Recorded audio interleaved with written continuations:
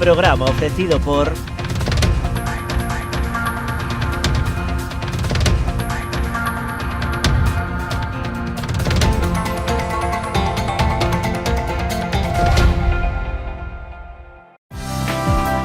Queremos ser a túa empresa de transporte terrestre, marítimo ou aéreo para envío de paquetería, paletería, largos, grupaxes ou carga completa.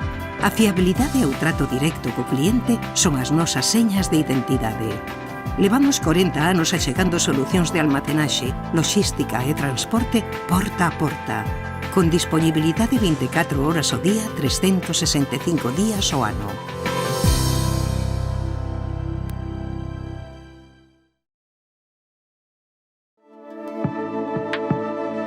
Potencie el éxito de su negocio con nuestra asesoría especializada en empresas, correduría de seguros y servicios jurídicos. Optimizamos estrategias e impulsamos crecimiento con soluciones efectivas. Visítenos en Caldas de Reis, Pontevedra o Vilagarcía de Arousa. Grupo J. Rey Asesores, su mejor elección. Más información en la web jrey.es. Unha historia memorable requiría dunha gran homenaxe, inspirados no carácter e no esforzo do traballo realizado por Domingo Fontán, xorde Macherato, un viño con esencia da nosa terra. O seu equilibrio e complexidade falan por si mesmos. O tempo e o cuidado empregado en todo o seu proceso de elaboración tamén. Macherato, albariño crío macerado 100% de Viña Almirante. Si que desde esa chamada as súas almas vanse derrumbar. O reto non só está en acompañarte a ti, senón a esa parte túa que queda con eles aquí. Esa é a miña misión, meu obxectivo, miña maneira de vivir. Coñecémonos de toda a vida. A ti que te fuches, vaite tranquila, tranquilo.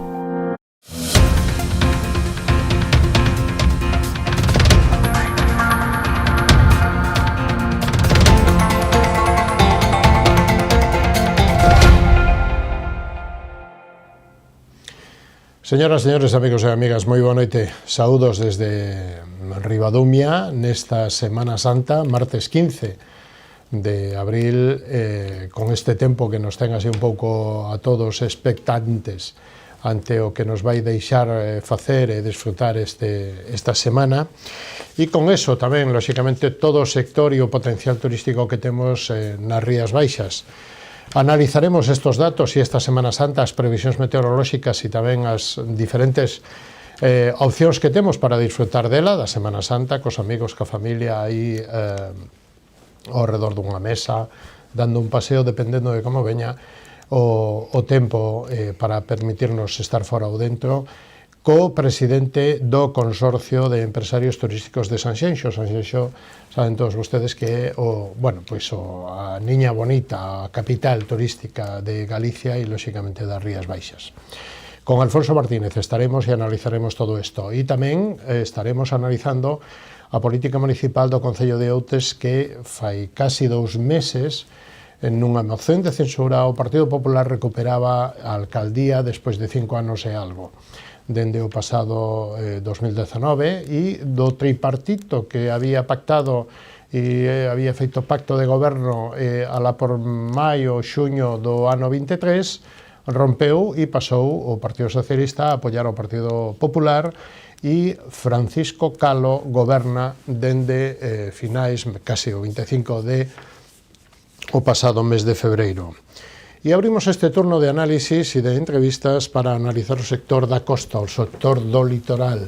Se acaba de aprobar as transferencias da lei Loxilga, máis ou menos, que é a lei do litoral galego. E isto era un tema que preocupaba moito a todo o sector do mar pola tradición e pola importancia que ten para Galicia, non só os kilómetros de costa, sino que tamén a importancia que ten dende o punto de vista económico da maneira de vivir que temos os galegos frente ao mar. E isto o facemos co presidente de AGADE, que é a Asociación de Empresas Depuradoras de Moluscos, Roberto, iba a decir Tito, Roberto Fariña. Por Roberto tamén te conocen, non? Poucos me coñecen, pero bueno, pero algún sí me coñecen. Tito Fariña, presidente de AGADE, moi boa noite, benvido, como estamos? Moi boa noite.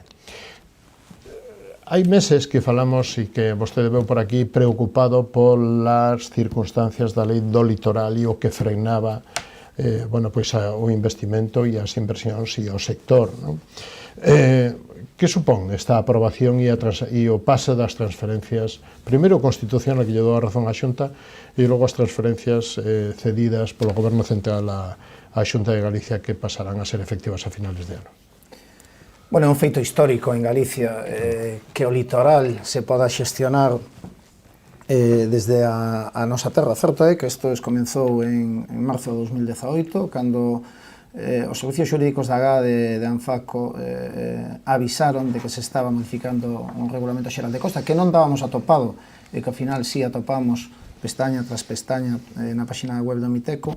Ese Ministerio de Transición Ecolóxica que pretendía no seu momento legislar unha costa libre de calquera actividade humana e donde nos vimos o risco que corría xa non somente o litoral galego, senón as empresas do conxunto do sector marindustrial. Despois de todo eso, veu aquela lei de cambio climático que, tras unha consulta ao Supremo, decideu que non se podía legislar a costa desde unha lei de cambio climático con aquel famoso artigo 18 e despois, cando se levou a elaboración da lei de costa do Ministerio, que mantiña esa liña de prohibición total de ocupación do dominio público marítimo terrestre, chegando incluso a declarar que o seu obxectivo era eliminar calquera actividade humana do litoral.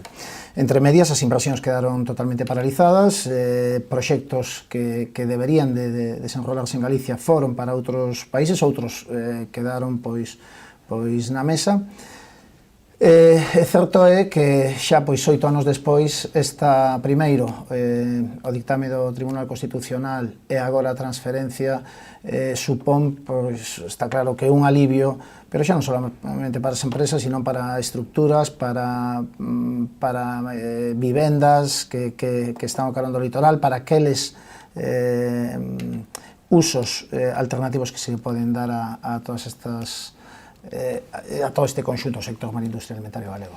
Claro, aquí non só temos vivendas de uso particular, pero dende o punto de vista económico temos os depuradores, temos as conserveiras, temos os antigos salazóns, temos moita, digamos que infraestructura que ven a demostrar e ven a poñer, que habría que poñer en valor e que da nosa maneira de ser en Galicia.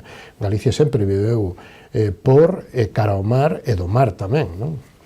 Así é algo que ademais nós tentábamos comunicar a Madrid a realidade do uso de Galicia. Galicia non ten unha costa como pode ter a costa levantina, como pode ser a costa andaluza ou a costa mallorquina. Aquí facíase tabula rasa aplicando a mesma norma para todo o Estado español. Era algo absurdo. O sector marindustrial alimentario galego ten que estar na costa, non cabe outra dúbida. Como exemplo temos que unha instalación como pode ser unha depuradora media debería de consumir en torno a 145.000 camións de agua ao día que pretendía o Estado que se levasen hacia o interior, ou casos como cocedoiros de mexilón que consumen máis auga no seu proceso que toda a auga que consume un pobo. Por lo tanto, eso ten que estar ao carón do mar e non cabe outra solución, ou igual que están en outros países tamén. Claro, temos a costa máis longa de España, temos a costa máis productiva, temos todo e temos, digamos, que todos os factores ahora a noso favor, non? Que a administración se poña a traballar, que se configuren, digamos, que as comisións xestoras, que haxa un censo de toda a estructura e de todas as actividades que hai e as que se poden facer dende o punto de vista económico, social e medioambiental, non? Así é, a ventaxa da Lei de Ordenación do Litoral galego foi que probablemente fose a primeira lei que se conformase nunha especie de cogobernanza dos sectores do mar, dos concellos, dos sindicatos, das universidades, coa administración autonómica.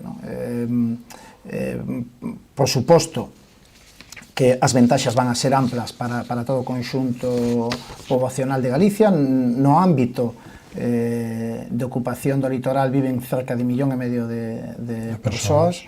E, por suposto, o que buscamos primeiro é ter unha rapidez e unha inmediatez agora de tramitar os procedementos. A liña media que tiñamos de espera en Madrid era de 5 anos para que un procedimento poidéramos saber se seguía ou non seguía, algo que é totalmente inviable antagónico para un proxecto empresarial. Exactamente, para calquera actividade industrial suporía pois prácticamente un desatino, non? Por lo tanto, estamos tamén expectantes agora a crear o Foro do Litoral, claro, sí. nos cales pois estarán representados pois todo o conxunto da sociedade galega, municipios, universidades, vos, o sector do mar, os produtores, os transformadores, incluso as cofradías, claro. E polo tanto ven a deixar ben claro o bo funcionamento e a importancia desta lei, que xa hai outras comunidades que automáticamente xa pediron esta mesma lei para as súas. Estamos falando do caso do País Vasco, onde xa neste mismo intre pois, tamén están traballando para a súa transferencia.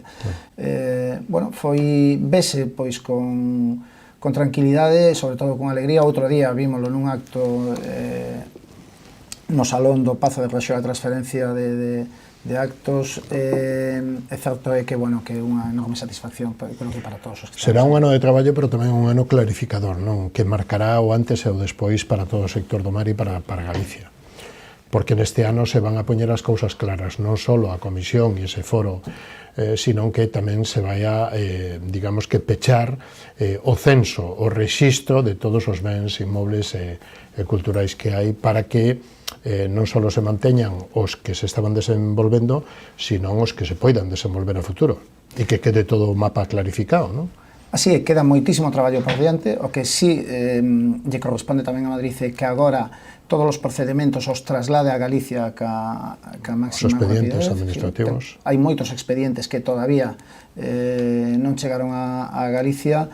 É certo é que cabe nestes meses cabe a posibilidade pois que se quere un departamento incluso dentro do goberno autonómico para exclusivo, claro. para fixar claro. E determinar pois as actividades, os usos e o desenrolo do litoral. Claro, recordamos a audiencia, a Comunidade Galega ten a costa máis extensa de España, algo máis de 2.500 kilómetros, contando o perímetro costeiro, pero tamén as islas, os islotes, as marismas, os areais. Unha realidade xeográfica que diferencia de outras comunidades manifesta e explica por que o noso modelo productivo e a nosa forma de vida estiveron históricamente ligadas ao mar. E, por tanto, lóxicamente, requiren criterios e regulacións específicas. Esta lei permitirá levar a cabo a xestión de 1,6 millóns de hectáreas marítimas e terrestres en 86 concellos que concentran o que antes decía Roberto Fariña, que concentran unha poboación cercana ao 1,5 millón de persoas que ven sendo o 58% da poboación galega. Lóxicamente, isto é máis que importante, non? É tremendamente importante, é histórico, é exemplarizante agora de ver como pois, a colaboración entre administracións, entre sectores, entre universidades, sindicatos e o mundo empresarial pois, consigue chegar hasta este punto. O traballo quedou, o medo que pasou o sector, non? A incógnita, a incertidumbre, non? Os últimos 3 ou 4 anos era un sin vivir. E, bueno, así é, foi tremendamente frustrante ver como cada vez que dábamos un paso abríase outro cortalumes, non? O apoio por parte dos grupos do Arco Parlamentario Nacional foi moi diverso, certo é que nós falamos con todos os grupos, tiñamos apoio do PNV, tiñamos apoio incluso de grupos como Teruel, que non teñen mar, pero que entendían perfectamente a realidade. Certo é que a única mágoa que temos é que non se aprobase ou non houvese un acordo pleno da Lei de Ordenación do Litoral en Galicia no Parlamento galego, Pero bueno, pero máis alá de todo eso que conseguimos un obxectivo claro que era poder diferenciar a costa galega da costa de outras comunidades. Comparar o temporal Gloria, como nos decían en Madrid, que había sido un temporal que aconteceu hai 3 ou 4 anos no Mediterráneo, co que podría pasar en Galicia, era algo absurdo. As nosas condicións son totalmente diferentes e distintas a outras comunidades. Como está o sector? Que datos ten de forza, de plans de investimento a día de hoxe? Que expectativas ve vostede como presidente e analista do sector? Bueno, o sector está neste momento nun impasse de espera, vendo todavía como son as a burocracia. Sí, a burocracia que creo que a día de hoxe quizás é a bola de partido que temos salvada, pero estamos atentos tamén aos niveles de produtividade das rías, ver como está o consumo, e ver pois tamén pois que estamos vendo con preocupación como nestes últimos anos a caída dos produtos do mar caíron en torno a un 50%, algo que unha caída estrepitosa, algo nunca visto, non? É certo que os produtos do mar requiren unhas campañas potentes de publicidade. Estamos agora mesmo intentando pois co Ministerio de Consumo tentar que se leven a cabo. Volvemos a pedir que a rebaixa impositiva dos produtos da pesca sea igual que de outros que os produtos da terra, e donde sí, ademais, logrou pois que xa limitar esa caída e mantelas en crecemento, non? A día de hoxe o que realmente nos preocupa esos cambios de hábito que están sucedendo, esa necesidade pois de fomentar outra vez o produto, a proteína sana, o produto do mar, que pois vemos como está indo en caída. A economía azul. Ademais, hai unha cuestión que, xa que menciona isto, vostede pertenece e preside un dos subsectores que, ademais, para este tipo de situacións non teñen axudas, así como ten o sector produtor, o marisqueiro, o mariñeiro, que poida ter axudas por cese de actividade, por subsidios, etc. Os seguintes eslabóns non teñen ese tipo de contraprestacións ou compensacións. E isto supoño que cando cae, a vostedes lle cae a facturación, lle cae a economía, lle cae a actividade, non? E como se leva isto? Bueno, en respecto á produción, a Comisión Europea deixa ben claro, e por eso protexe tanto os sectores primarios, que detrás do sector primario existen 10 postos de emprego a maiores, non? Nos estudios dentro da Universidade de Santiago, no Departamento de Economía Pesqueira, citan 6, pero para poñer un exemplo, a ameixa que vende cambados, envasase 1 kilo de madeira, que hai que facer esa madeira, hai que transportala, hai que documentala, analizala, distribuíla, depurala, procesala, e ata que chega ao consumidor, pois facilmente está ocupando 6 ou 7 eslabóns da cadena, non? E se non pasa por un restaurante. Exactamente, é dicir, ou ben os canales Horeca, ou ben pois ese punto de venta. Por lo tanto, correspóndelle ás administracións o bo estado de saúde dos sectores primarios, pero sobre todo a responsabilidade dos que traballan o dominio público marítimo terrestre, un dominio público nos cales se obtén un rendimento que sean pois o máis eficientes posibles, non? Eso é certo que é un problema que estamos tendo, un problema de caída de produción, que ademais non é heteroxéneo en toda Galicia, é dicir, en Galicia hai casos de éxito dentro do sector do mar, temos o sector da piscicultura, que é un sector do máis potente en Europa, probablemente o mellor produtor de lenguao e de rodaballo a nivel europeo. Temos o sector bateeiro, por suposto, que é un sector resiliente, un sector que empezou cunha campaña moi mala no ano 2024 e acabou cun ano espectacular a nivel cualitativo. Temos o caso de Carril, uns parques de Carril onde vemos uns niveles de facturación altísimos, 800.000 metros cuadrados, 12 millóns de euros, 800 personas traballando. E vemos o sector ostrícola galego que está en plena fase de crecemento, pois con un produto de ostra rizada que certo é que está con un crecemento dun 40% frente pois a produción francesa, non? É dicir, Cabe, hai que entender que somos productivos, a pesar de que tamén temos que ter claro que Galicia xa non é un gran sector productor, sino que un gran sector comercializador.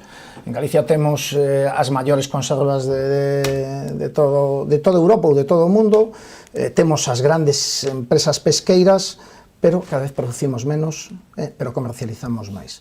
Por lo tanto, o que hai que buscar, hai que ser ecuánimes agora de intentar levantar esa producción para fomentar o que é esa riqueza, ese emprego, esa calidade de vida que levamos tendo na costa todas estas últimas décadas e que esperamos ter durante todos os próximos. Claro, pero aquí temos, na costa temos 1.800 kilómetros de costa.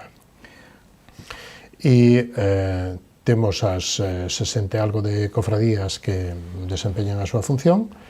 Temos unha agrupación de parquistas, que é a OPP 89, que é a agrupación de parquistas de Carril, que solo a de Carril en 15 kilómetros produce o 35% dos bivalvos.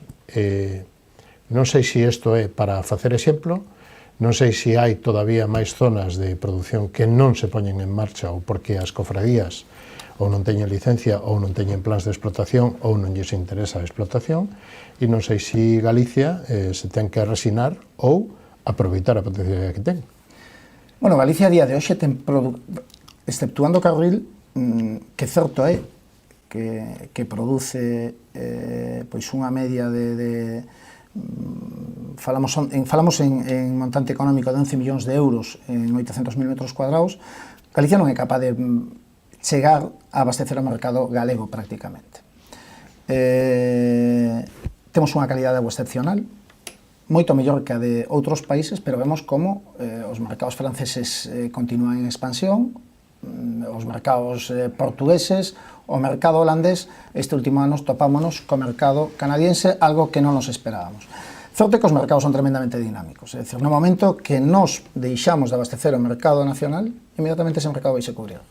Esa ventaxa competitiva de 50 anos, ese nome, esa producción, desaparece de golpe para que outros cheguen a ocupalo.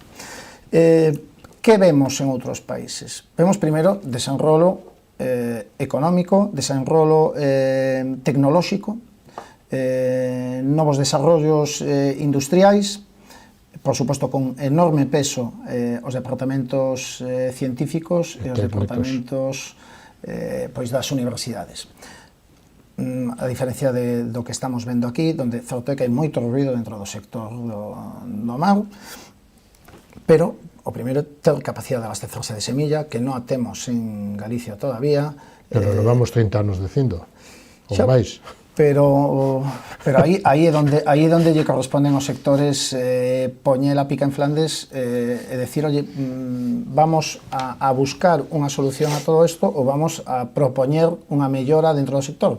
Esta semana salían os datos do libre marisqueo, onde se falaba de 40 toneladas en todo o libre marisqueo en 6 meses. É dicir, prácticamente o que consume un parque de Carril. Eu sei que hai datos que non gustan, pero que son variables que hai que analizar sí ou sí, e sobre eso buscar, primeiro, un encaixe común e facer un foro común. Falábamos do foro do litoral, onde están sentados todos os estamentos máis representativos, pois igual hai que facer o mesmo na mar, e ver como se invierte en tecnoloxía en Canadá, como se invierte en investigación en Francia, como se invierte en desenrolo en Portugal, e actuar aquí sobre as medidas que temos, porque certo é que estamos convertíndonos nunha potencia comercializadora, pero non nunha potencia productora, e Galicia nació como potencia productora. E as dúas son complementarias, é dicir, temos as dúas posibilidades de ser máis produtores e o mismo igual ou mellor que comercializadores o mismo, pero donoso, e máis donoso a Galicia calidade, non? Galicia necesita producir, e o que é incomprensible como outros países teñen capacidade de exportación hacia o mercado nacional e nós non temos nin capacidade para abastecer a propia comunidade, non? Claro. Temos que tomar exemplo pois como viño, temos que tomar exemplo como turismo, temos que tomar exemplo de outros sectores que están medrando de unha maneira exponencial. O mar necesita unha volta en serio, non? Un pensar en serio, propoñer en serio, repensar as cousas. Si Carril, si os, digamos que os productores de ameixa de Carril son capaces de, por que non os outros, non? Que fan diferente? Non só a bocanada da ría. No, Carril é un sitio que ademais está tremendamente exposto a agua doce, é dicir, é un sector que demostra, sí ou sí, Carril foi un sector que xa non parou na pandemia, que xa foi o produto que hubo de Galicia na pandemia. Que mantuvo un pouquiño, non? Sí, aguantou pois o sector mexiloeiro, o sector de Carril, ambos sectores totalmente resilientes. Sectores expostos ás toxinas, sectores expostos ás aguas arriadas, sectores expostos a mortalidades, pero bueno, cunha capacidade de producción ampla. E o que se require é unha mesa de consenso, basicamente. É dicir, aquí nadie quere, falábamos aí un pouco dos metros cuadrados, dos kilómetros de costa lineales que ten Galicia e a productividade que ten.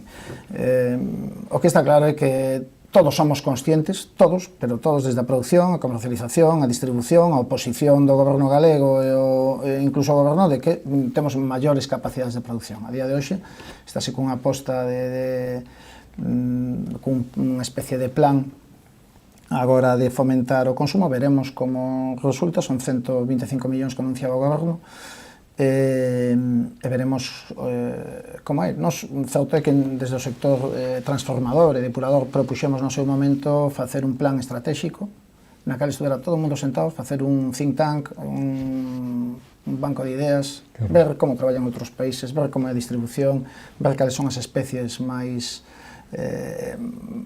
comercialmente máis potentes, estudiar pois se caben posibilidades ou non, e por suposto invertir en desarrollo e demais. É dicir, en ningún sitio do mundo vese o que se ve aquí, pois as metodoloxías de traballo, non, sino que vemos que metodoloxías xa moito máis activas. O mar antes, o mar hai que labralo como a horta, non? E cuidalo como a horta, e limpialo como a horta. E o cambio climático non só lle afecta ás rías galegas, o sea, afecta tamén aos holandeses, e sin embargo os holandeses ou os portugueses, que están ao noso lado, máis cerca incluso, non teñen ese problema. Bueno, isto é algo que ademais son datos que están aí, é algo que todos entendemos. A veces, como decía antes, a veces igual gusta ou non gusta oír que uns son capaces de producir e nós que estamos ao lado non.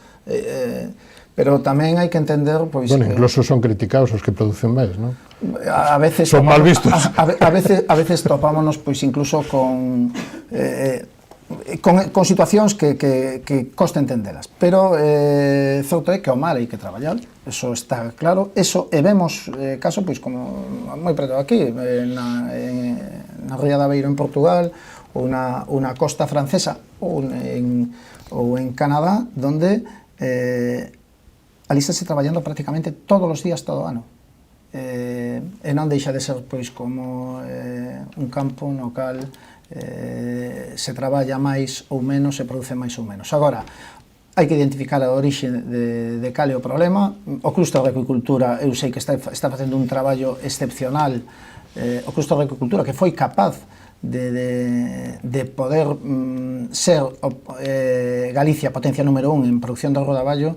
Estou seguro que vai a quitar un análisis perfectamente claro da situación que hai, e despois habrá que determinar se interesa ou non producir en Galicia ou ver pois outras solucións. Me ven á memoria as críticas e as manifestacións e, lóxicamente, pois temos que irnos á plataforma pola defensa da ría, a entendida como Pedra, que sempre critica, e nas manifestacións critica a contaminación das nosas rías e principalmente, bueno, pues está nos últimos tempos está en pé de guerra son contra Altri e as posibles, pero vostedes que participaban desta plataforma e eran membros se votaron fora porque entenden que estas manifestacións, cando se fala de que a ría está contaminada, lógicamente para fora dos que non somos de aquí, os grandes distribuidores, os grandes compradores, os grandes comercializadores, oye, que pasa en Galicia, non? E isto hasta onde deberamos de utilizar as cousas con sentidiño e as críticas ou as manifestacións con sentidiño, porque coa cantidad de organismos e de laboratorios que temos de análisis, supoño que todos entendemos que o produto cando sale de aquí sale con todas as garantías. O que hai é que actuar con responsabilidade ante o noso produto e ante o noso país, non? Temos a mellor calidad de agua de toda Europa. Eso é indiscutible. O que non podemos é poñer en vereda, na picota, o nome de Galicia e o nome do produto galego. Hai moitísimas líneas de distribución que non queren o produto galego por alarmas totalmente infundadas. Regenerar minas, metales pesados, contaminación. Isto é o día a día, pero é que isto que se lle está trasladando ao consumidor é un error tremendamente fatal. É máis, Francia ten 12 centrales nucleares na costa. A semana pasada, estou poñendo uns exemplos, a semana pasada chocou un toconado e un Prestige un poquinho máis ao norte do Canal da Mancha. Ningún productor francés, ningún productor inglés, ninguna plataforma, ningún partido político, colectivo, ningún saleu falando de que o produto non é seguro ou de que había un risco. O contrario, é dicir, as campañas de promoción destes países son exemplares, algo como que o que lle estamos pedindo ao Ministerio de Madrid, un tipo de campaña de promoción como fan o resto de países europeos, fomentar o consumo do produto do peixe e, sobre todo, pedir de responsabilidade a todos estos que están poñendo en dúbida o nome de Galicia e o nome do produto de Galicia.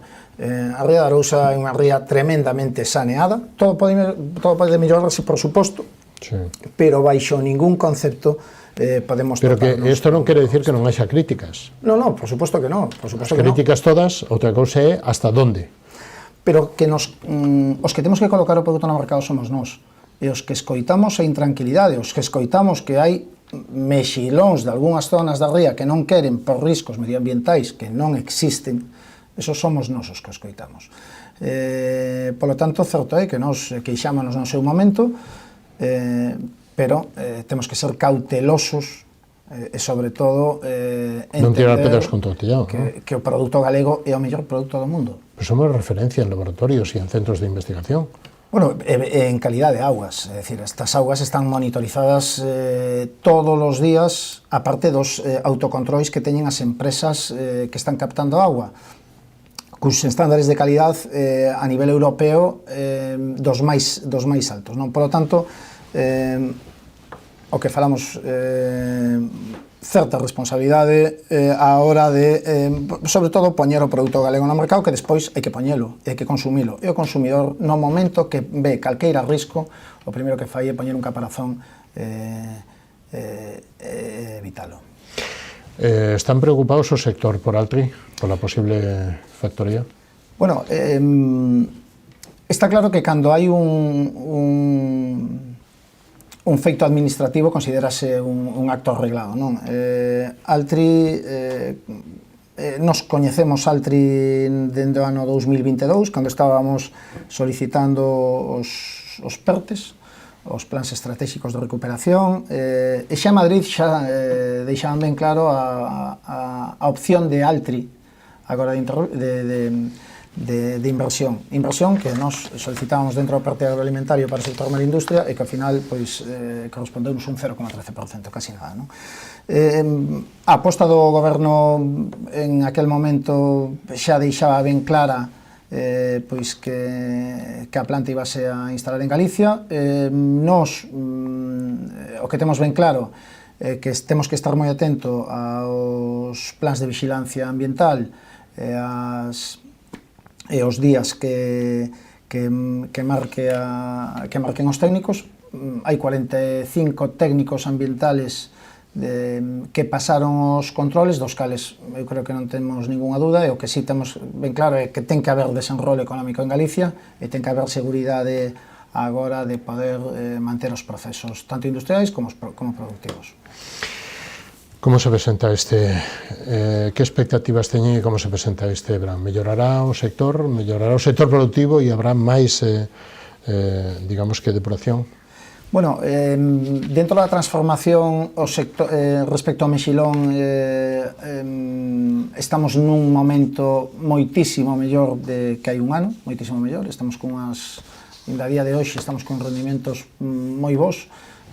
Certo é que tamén hai un traballo por detrás do sector bateeiro inmenso, inconmensurable.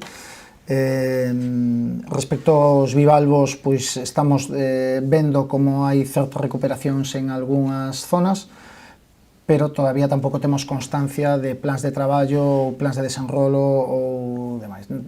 É algo nos cales temos que traballar día a día, ou decisión a decisión das confrarías.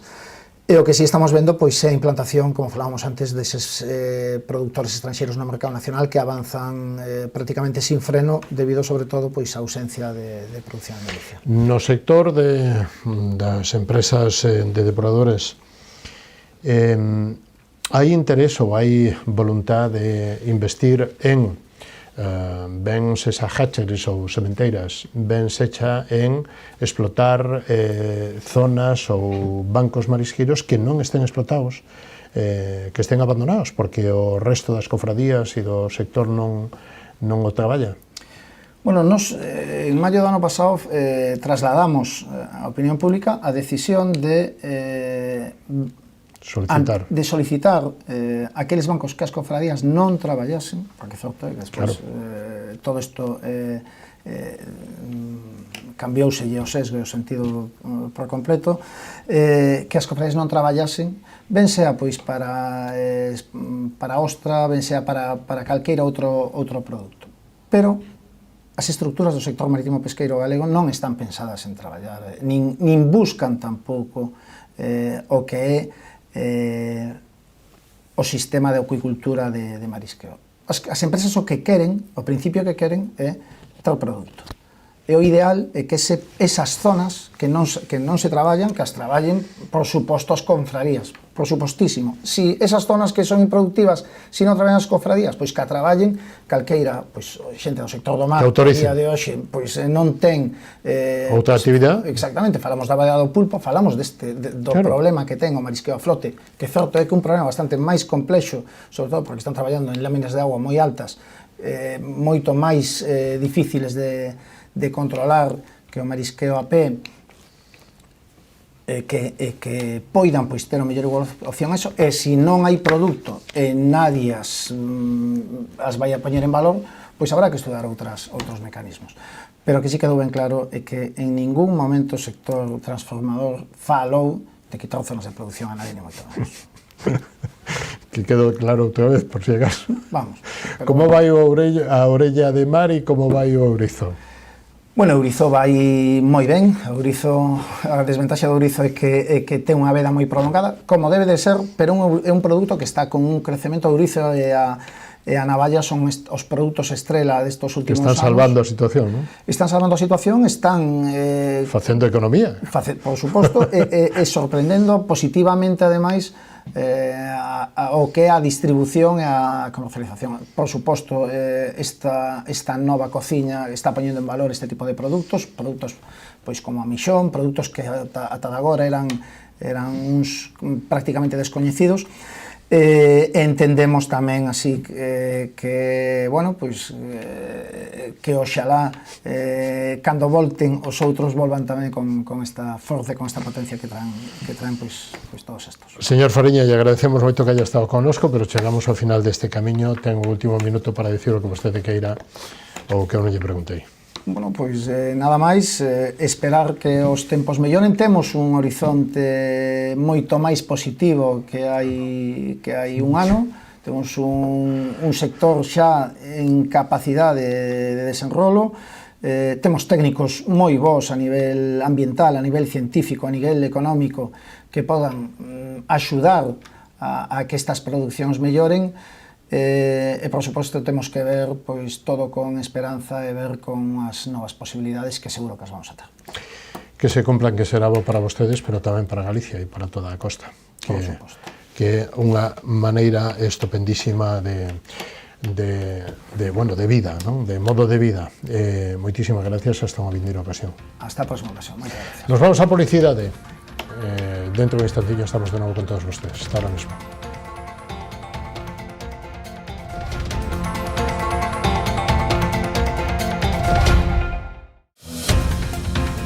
Programa ofrecido por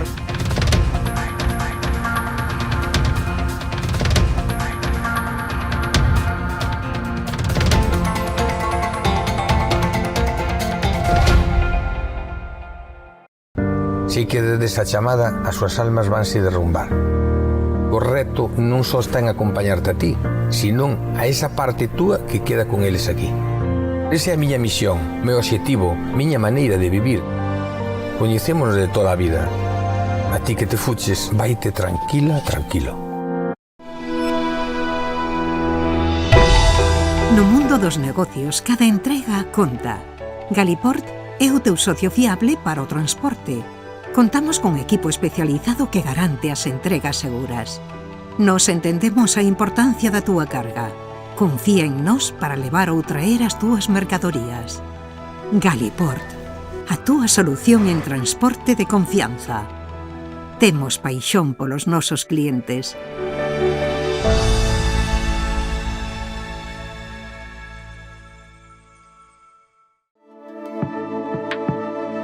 Potencie el éxito de su negocio con nuestra asesoría especializada en empresas, correduría de seguros y servicios jurídicos. Optimizamos estrategias e impulsamos crecimiento con soluciones efectivas.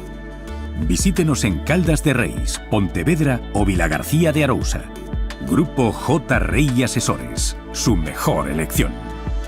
Más información en la web jrey.es. A exploración e o traballo no viñedo levounos a elaborar viños con personalidades emocionais moi marcadas.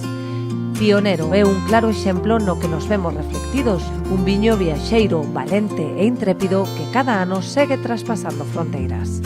Enerxía e paixón, emocións que nos acompañan dende o primeiro día da nosa aventura. Pionero, Albariño 100%, de Viña Almirante.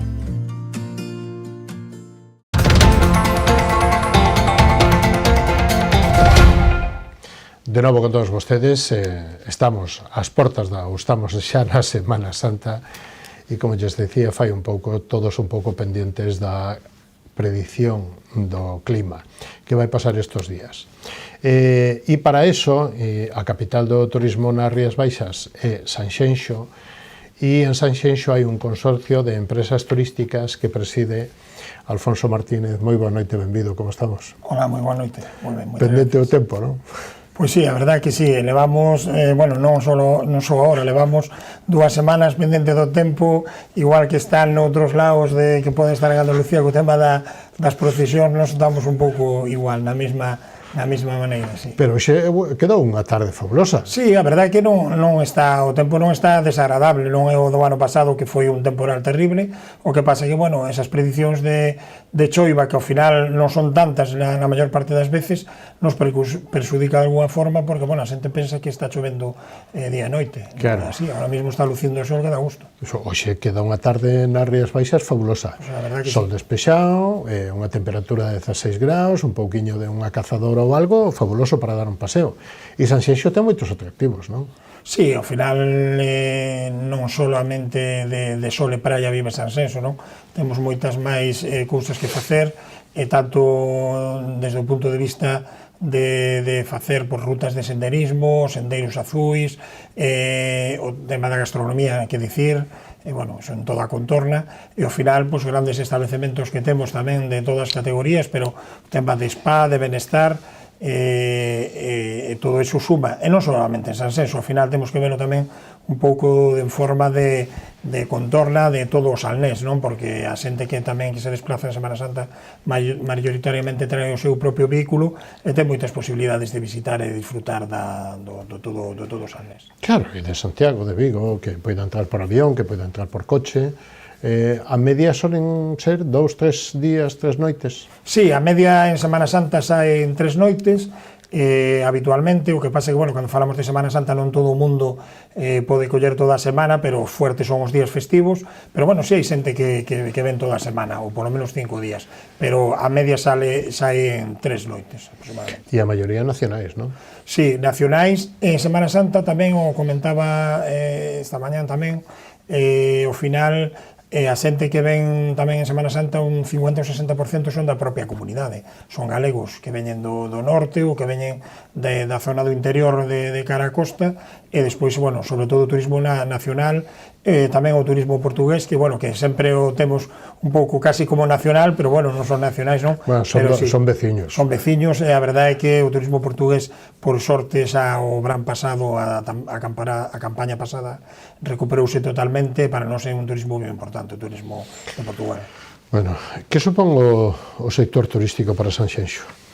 Bueno, ao final sempre estamos falando desa cifra de que o 80% do Produto Interior Bruto é a industria máis potente que temos. Eu sempre digo o mismo, bueno, recollo un pouco tamén o que dicía o anterior presidente, que oxalá tuveramos unha industria tan potente como temos no turismo, pero que non fora o turismo, porque iso o que faría sería que fora moito máis rico o concello, non? Pero, bueno, para ben ou para mal, o turismo é a principal industria que temos, ainda que, bueno, hai outras que se están desarrollando, pero ao final todo se desenrola, todo vive ao redor do turismo. Prova delo é que somos o 13%, o sea, representamos o 13% das camas de Galicia, que non son poucas camas, non? E unha das cuestións, non hai grandes cadenas de fora das turísticas, estos son familias locais. Sí, ao final é un... Que é un detalle que ten moitísimo valor todo isto. Sí, ao final, bueno, todos sabemos como naceu Sanxenxo xa fai uns anos, no sentido de que foron familias as que apostaron por facer eses negocios que foron medrando despois logo, e, bueno, ahora mesmo temos empresas importantes, sempre grupo familiar, que teñen establecementos e que temos os 3 maiores turoperadores, os máis importantes están ubicados en Sanxenxo, de familias de Sanxenxo. Entón, ao final, precisamente, iso sí, bueno, é un valor dunha aposta de futuro, e iso, ao final, tamén o que fai é que as inversións e o gasto quede aquí tamén, porque eu sempre digo o mismo, unha cadena pode facer os cartos aquí e depois invertilos no outro lado, como, bueno, que ten toda a súa razón de ser, pero ao final todo o que se fai aquí se invirte aquí, porque as melloras e todo o que se fai nos establecementos se fai con proveedores locais. Entón, iso ao final fai que fluya a economía en toda a contorna. Claro, porque eso move o sector turístico, e os consumidores moven a toda a economía da redonda, non? É dicir, sexa dende o punto de vista da alimentación, podemos empezar polo viño, etc, non? Sí, e despois hai reformas, hai arreglos, hai melloras, que ao final os carpinteiros, fontaneiros, o sea, que ao final a industria turística, me atrevo a dicir, bueno, en todas as Rías Baixas, pero non Sanxenxo principalmente, pois, como dicíamos antes, é a industria máis potente que temos ahora mismo, é a máis importante. Como está o tema? Bueno, a Semana Santa para Sanxenxo, despois do inverno, é a porta de onde xa empeza a abrir a maioría dos hoteles, a maioría dos centros, a maioría dos locales destinados a estes servicios, e ven sendo a Semana Santa a porta do verán, non? Sí, é o comenzo da temporada, é dicir, nos, bueno, por suerte ahora mismo xa se traballa todo o ano, establecementos están abertos todo o ano, pero, bueno, lóxicamente seguimos tendo unha certa estacionalidade, e a campaña comeza ahora na Semana Santa, que abarca prácticamente hasta mediados de outubro, que coincide cando acaba a Festa de Morisco, co Ponte do Pilar. É o arranque da campaña, entonces, bueno, é moi importante que este arranque sea bo, que haya moito movimento, porque, bueno, logo tamén se traballa os fines de semana, hai xente que traballa con grupos, pero o fuerte son estes días precisamente, pois veñen os pontes e logo xa ven a campaña propia do verán, pero a apertura prácticamente ahora mismo nesta Semana Santa supón o 70% dos establecementos que temos aberto, o sea, que abren agora en Semana Santa de caras a prácticamente hasta manterse abertos hasta finales de ano. Sí. Claro. E antes de falar dos problemas ou das circunstancias de contratación de traballadores, que datos temos a día de hoxe? Martes, cando estamos grabando, martes día 15, cando estamos grabando esta entrevista son as 5:20 da tarde. Que datos de ocupación e de reservas temos en Sanxenxo? Bueno, a verdade é que non temos os datos que nos gustaría, estamos un pouco... Home, queren o 100% ou 90%, non? No, pero, sí, home, iso é o ideal, non? Pero tamén temos que ser realistas, pero o que pasa é que a priori todo indicaba que poderanse darse esos datos, quero dicir, unha Semana Santa que cadra a mediados de abril, co cambio de horas a que temos, cos días grandes que temos, o exemplo é a semana pasada a xente estaba xa na praia, a xente estaba disfrutando de paseos pola praia, disfrutando do sol, entonces si nós o noso maior activo son as praias, pero antes falamos que non temos só eso, non?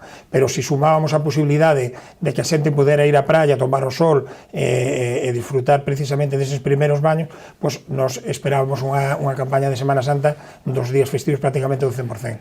A realidade é que ahora mismo con datos de previsión, bueno, son datos de previsión da semana pasada, pero que non debe haber moito cambio, estamos nestes días primeiros antes dos festivos en torno ao 45-50%, pois festivos entre 60 e 70%.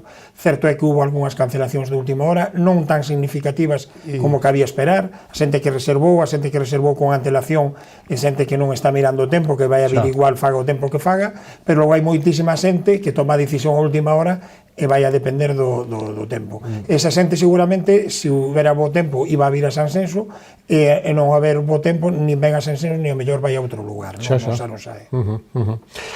70% máis ou menos do sector, e se chove, e se non chove, pero temos todo, turismo náutico, gastronómico, enoturístico, o das bodegas, cultural, paisaxístico, sendeiros, bandeiras azuis, sendas con bandeira verde,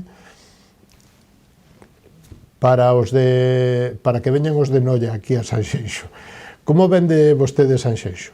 Bueno, ao final Sanxenxo sempre o vendo como un destino, sobre todo, moi tranquilo, o sea, un sitio seguro, que iso é moi importante hoxe en día tamén cando vamos a calquer lugar, un sitio de tradición familiar, ahora mesmo hai segundas e terceras xeracións que están vindo, é un destino que tamén temos o componente do ocio nocturno, que tamén é moi importante, pero dunha forma ordenada, non un sitio de problemas, e ao final a gran aposta que fixo o sector privado por as grandes instalacións e pola calidade.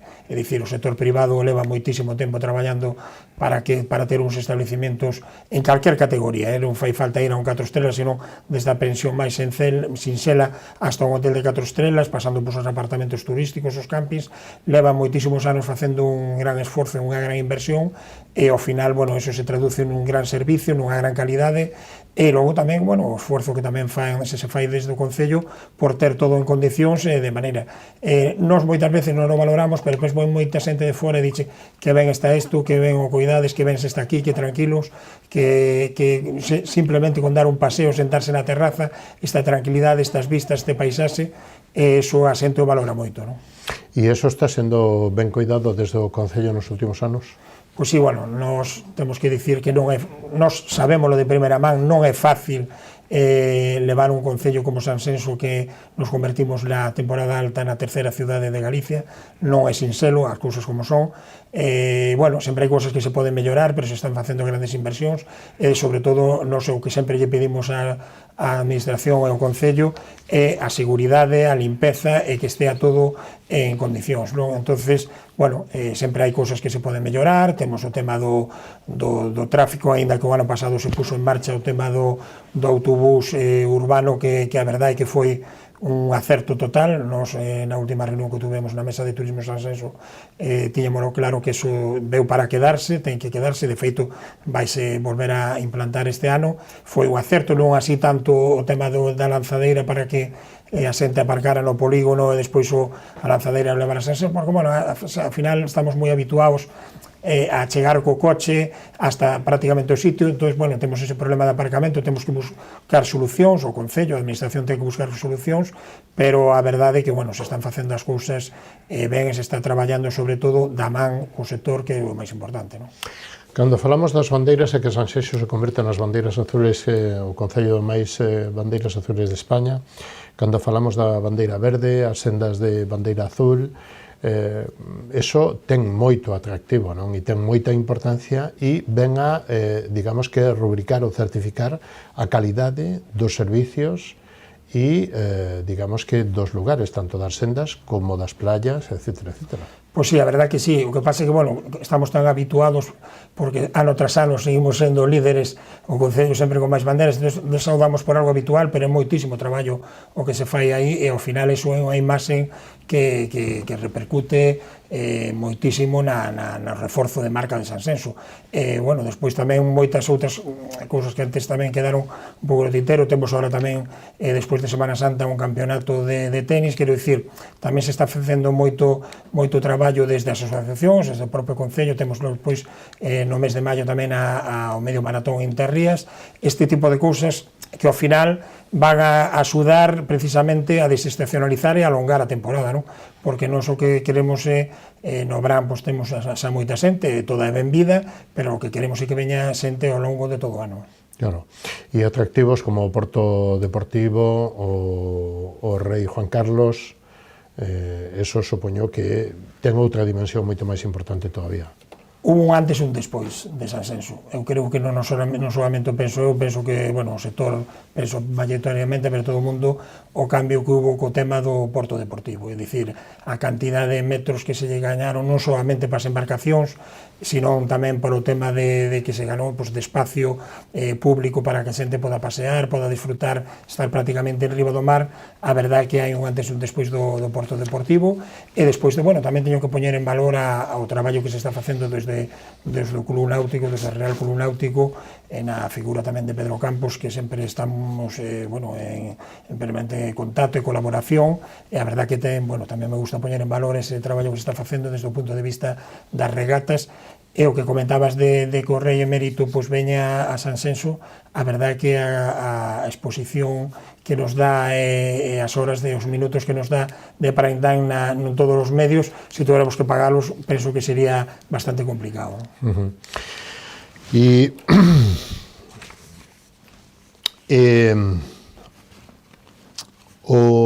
digamos que o turismo de natureza, ben sexa polas Illas Atlánticas, ben sexa pola Rede Natura, as zonas CEPA, todo isto ten cada vez cobra máis importancia, non?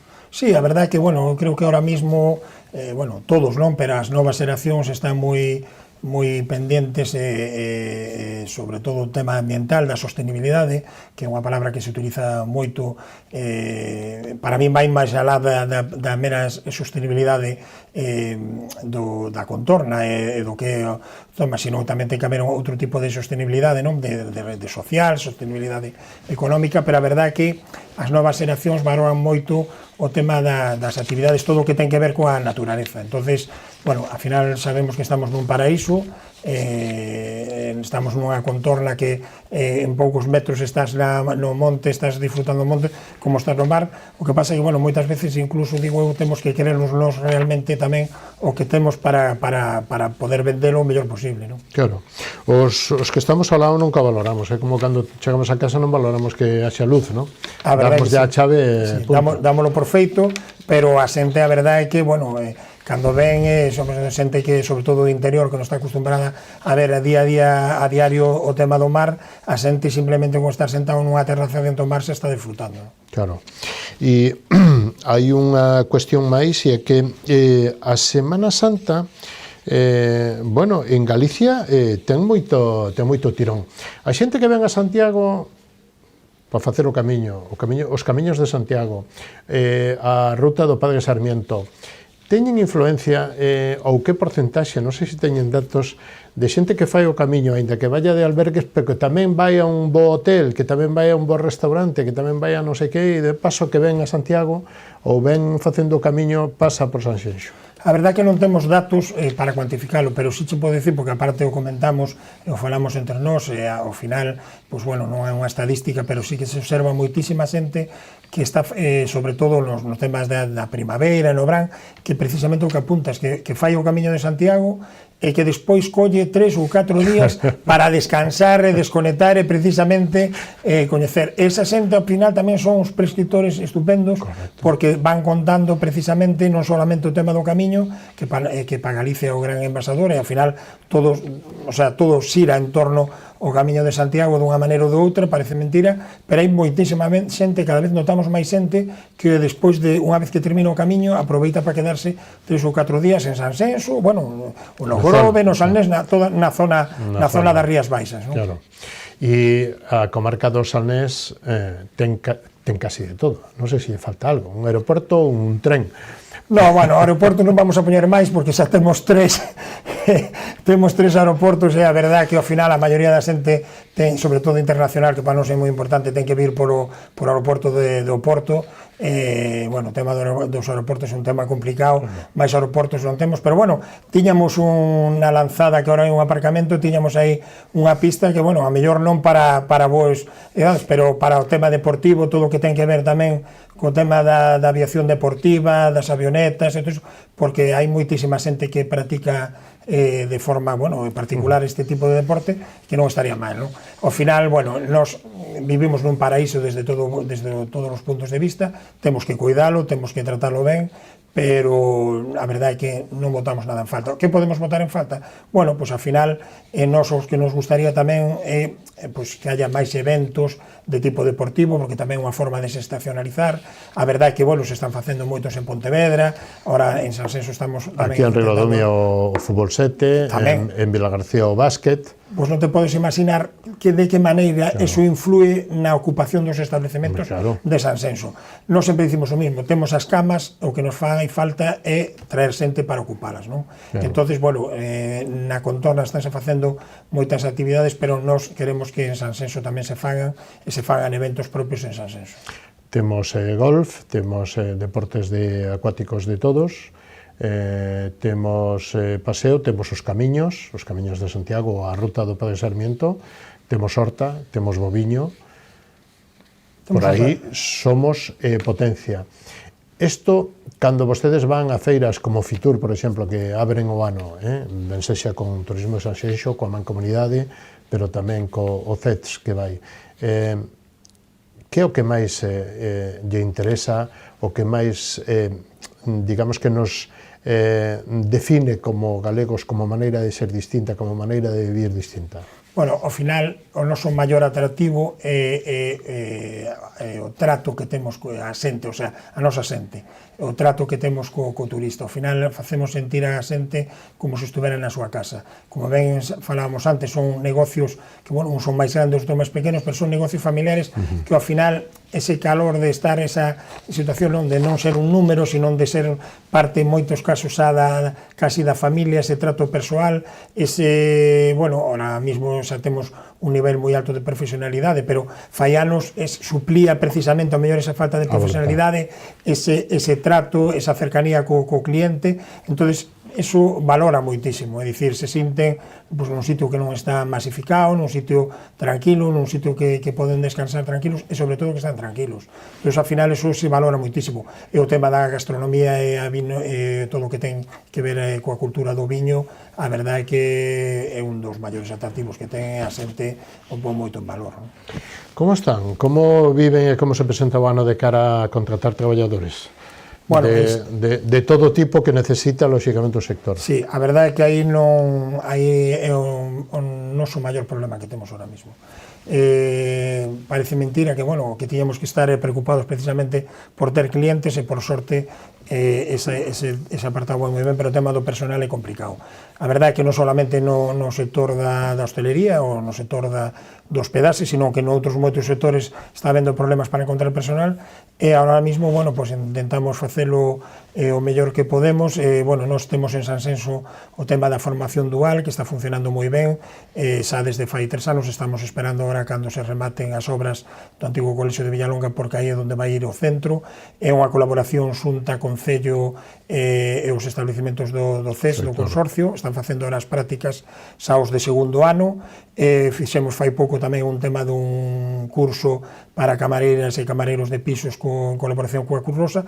Vamos poñéndonos o granito de arena, intentando palialo, porque pasa que, bueno, aquí temos que darlle un xiro importante a todo isto, sobre todo desde o punto de vista das administracións, porque incluso cando poñemos anuncios para que a xente veña a traballar, moita xente te chama, pero non ten papeles ou non ten ainda o permiso para poder traballar. Xa levan un tempo aquí, xa teñen outro tipo de axudas, pero nos chama a atención que non teñan todavía os papeles que non sean compatibles para poder traballar. Entón, ao final, bueno, pues, é un problema que temos, non é fácil de paliar.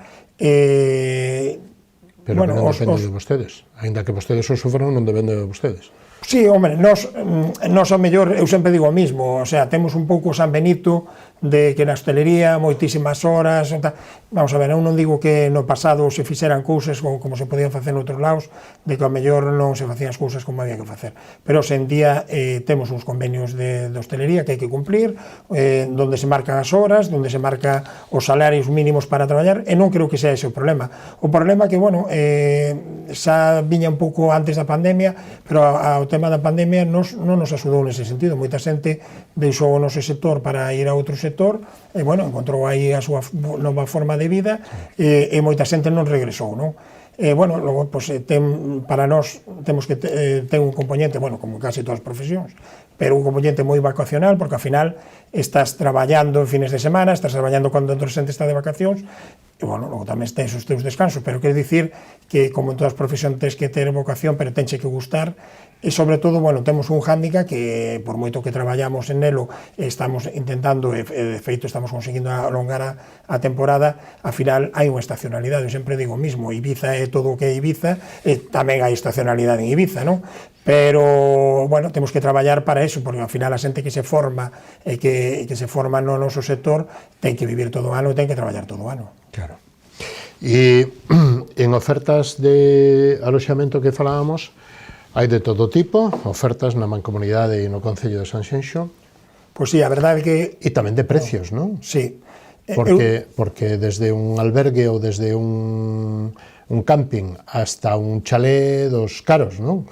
Sí, a verdade é que nós sempre, bueno, sempre todos aspiramos a ter un turismo de calidade, e cando decimos turismo de calidade parece que só decimos turismo de poder adquisitivo alto, non? Para mí un turismo de calidade é un turismo que se comporta, que se adapta ben á contorna, que convive coa xente cos veciños, que disfruta e que respeta, non? Para mí é un turismo de calidade. Eu creo que unha das grandes grandezas que ten todos Sanlés, pero Sanxenxo en concreto, é que temos para todo, é dicir, temos establecementos de máxima categoría con servicios de spa e con estupendos para a xente que busca precisamente eso, pero despois te podes aloxar nunha pensión ou nun camping ou nun apartamento dunha forma máis económica, disfrutar tal. Nos precisamente queremos que a grandeza é eso, que ten cabida todo, e que temos establecementos para todas as opcións. E, bueno, temos moitísima capacidade. Nós temos entre hotéis, pensións, casas de turismo rural e apartamentos turísticos, xa sin contar vivendas de uso turístico, temos casi 23.000 plazas de aloxamento, que son moitas. Son moitas plazas. Pero eso é importantísimo. Sí, é importante telas, o que pasa é que, bueno, nós creemos que temos que estar atentos tamén, e creo que estamos nun punto de estar atentos a realmente cal é a nosa capacidade. Ben certo é que, bueno, temos aí un 20 días no mes de agosto, que non é que teñamos unha masificación, pero, bueno, os meses de agosto son complicados en todos os destinos turísticos, e o que temos que, bueno, que temos que ver que a capacidade que temos, a capacidade de carga que ten o destino, estar moi atentos. Non estamos nun problema ni moito menos, pero, bueno, sí que temos que estar atentos a eso. A tecnoloxía vai axudar tamén. Está claro que a tecnoloxía... Pero non só as empresas, sino que tamén os turistas.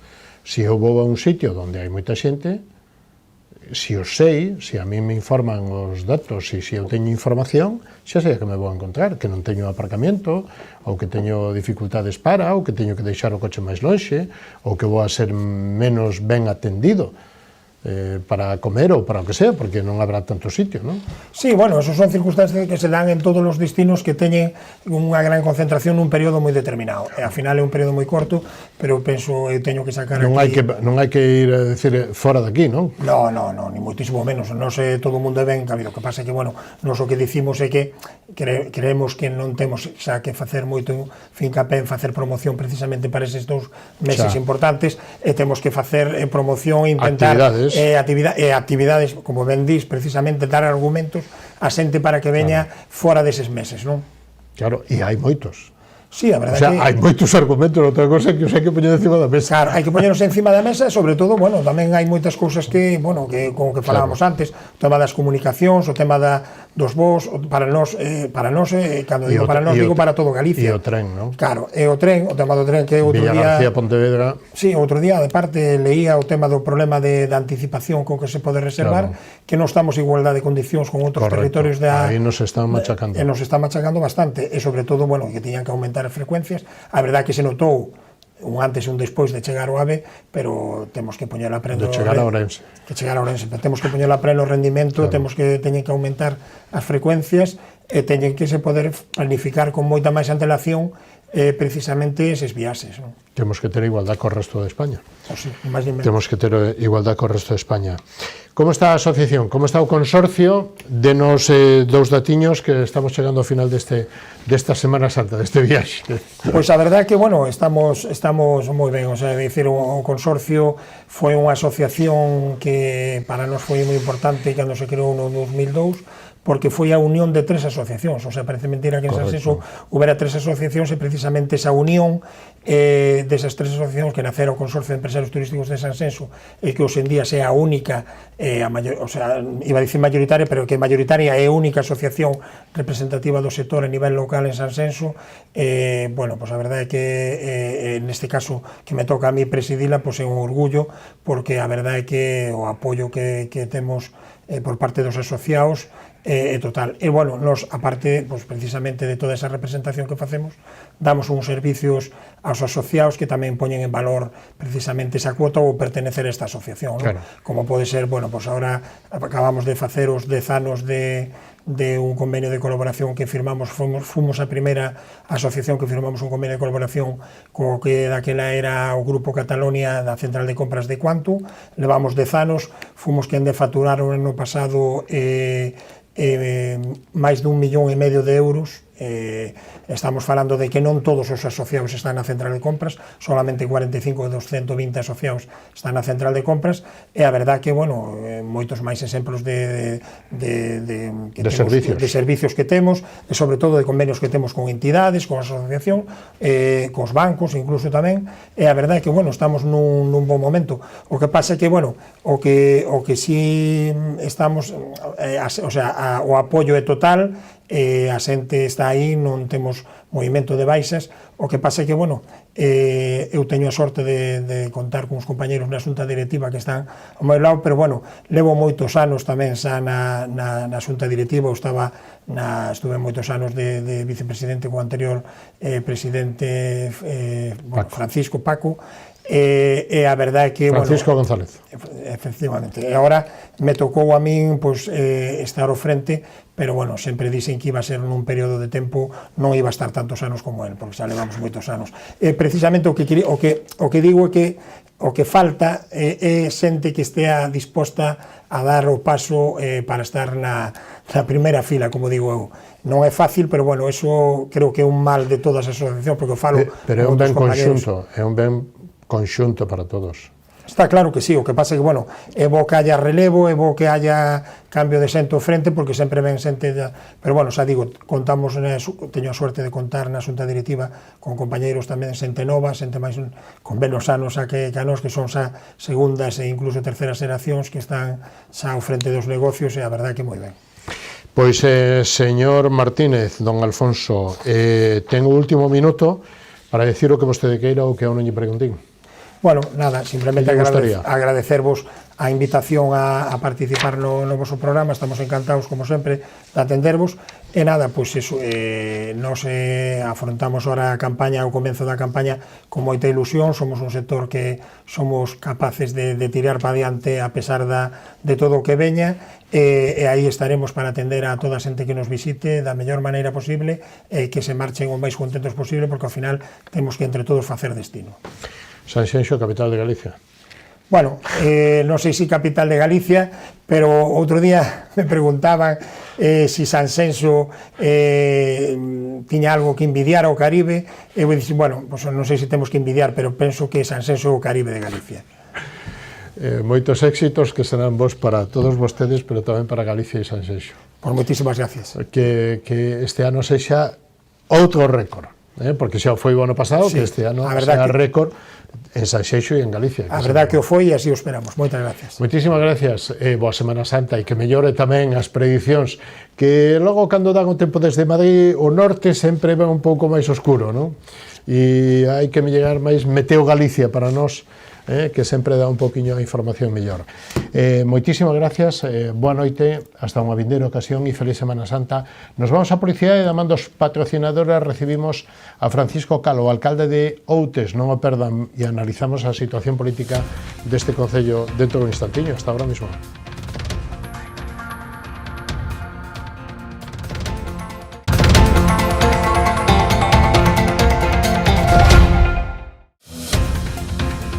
Programa ofrecido por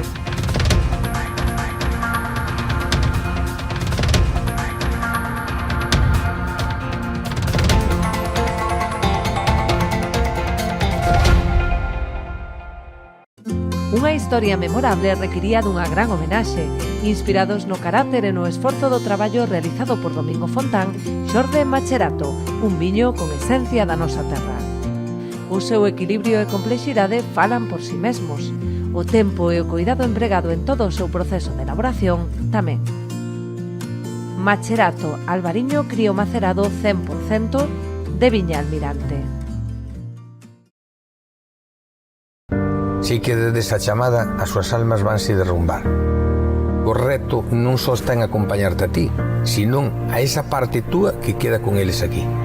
Esa é a miña misión, meu obxectivo, miña maneira de vivir. Coñecémonos de toda a vida. A ti que te fuches, vaite tranquila, tranquilo.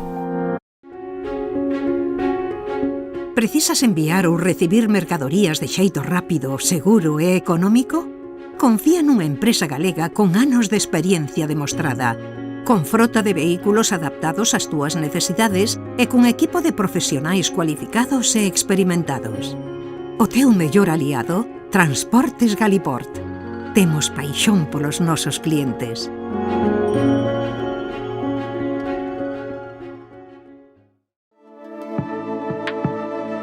Potencie el éxito de su negocio con nuestra asesoría especializada en empresas, correduría de seguros y servicios jurídicos. Optimizamos estrategias e impulsamos crecimiento con soluciones efectivas.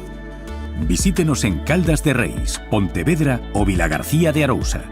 Grupo J. Rey Asesores, su mejor elección. Más información en la web jrey.es.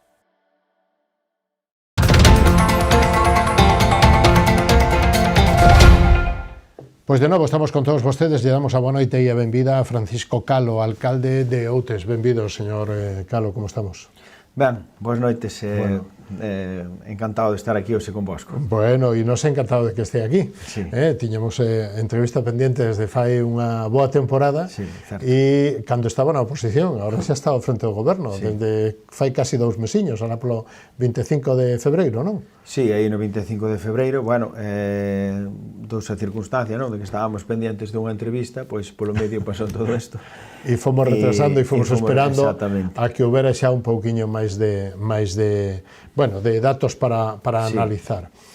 Bueno, o Partido Popular é a forza mayoritaria no Concello de Outes, con 6 concelleiros, Compromiso por Outes 4, BNG 2, Partido Socialista 1, estes 3 forzas políticas chegaron a un pacto de goberno alá nas eleccións do ano 23, e rompeuse o tripartito e o Partido Socialista pasou a apoiar ao Partido Popular bueno, por las diferencias que ahora supoño que vostede quere comentar o que sea.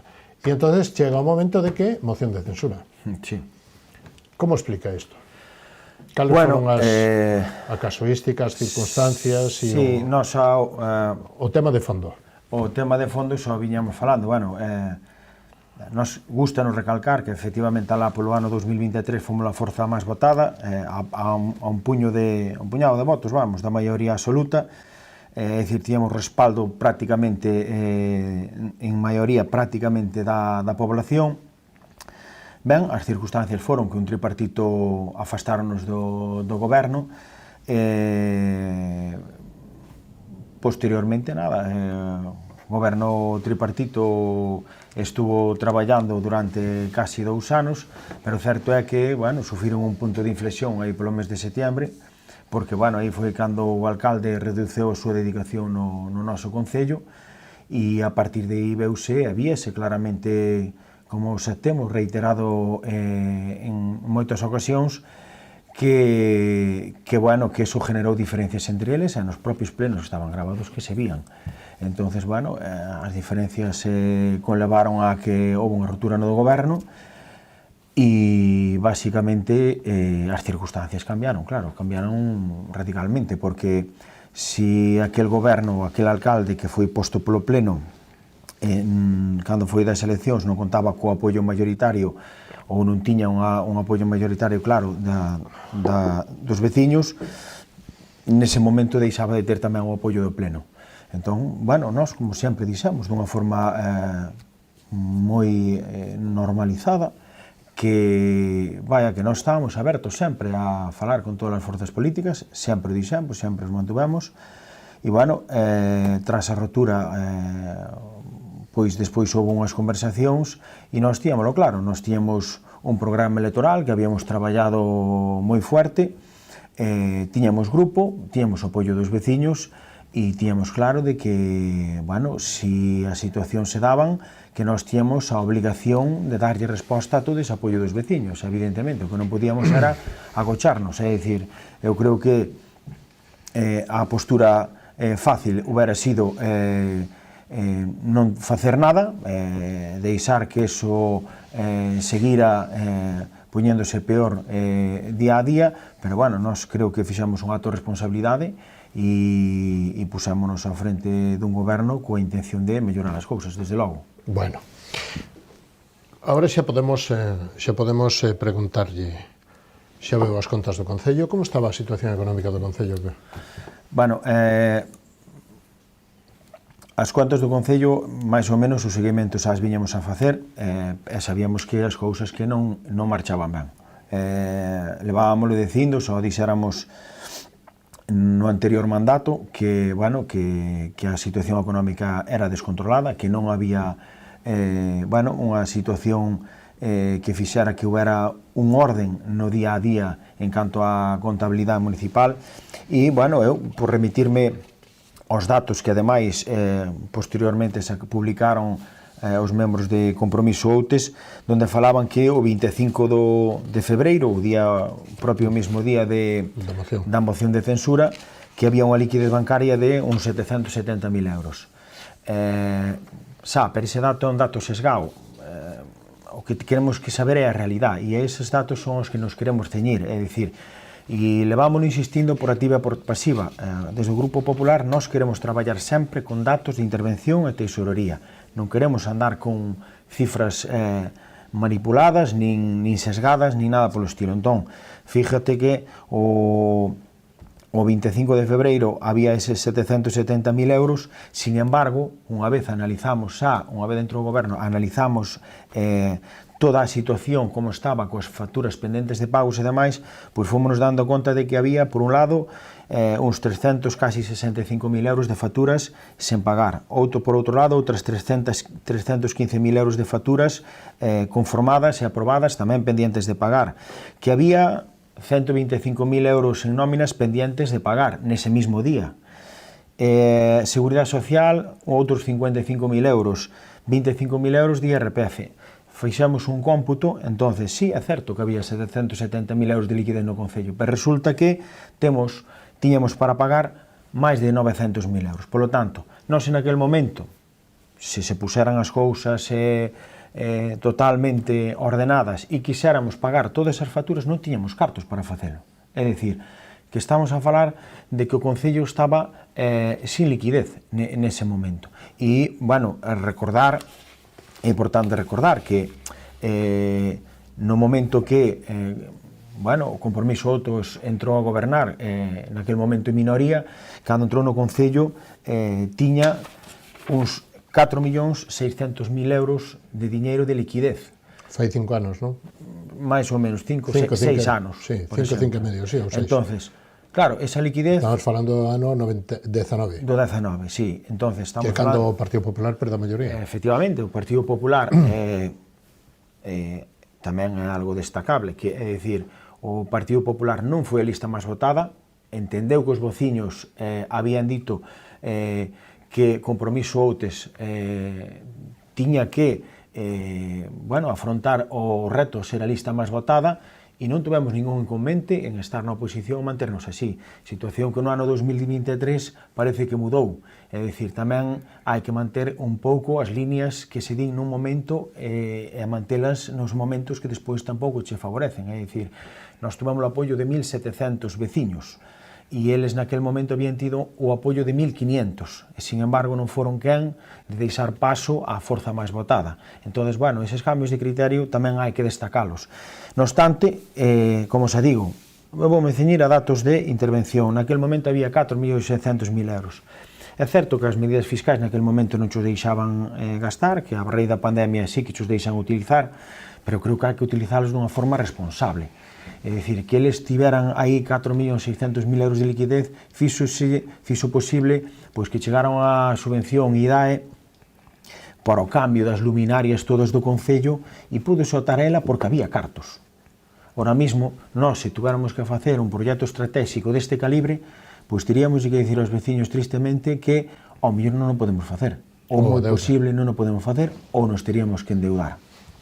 Esa é a situación económica que nos encontramos e tampouco quero entrar en demagoxia con isto, é dicir, eu creo que os datos, os veciños, teñenos que saber e se eles valorarán en positivo ou negativo as circunstancias.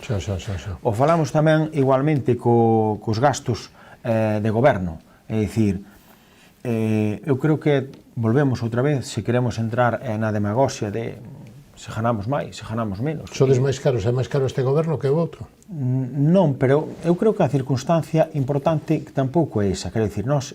Bueno, pero aquí é onde se chegou a levar o conto. Sí, levas o conto, pero quería facer unha reflexión. Sí, por favor. É dicir, vamos a ver, nós sabemos que a situación económica é mala, queremos facer contención de gasto. Vamos a empezar por nós, vale?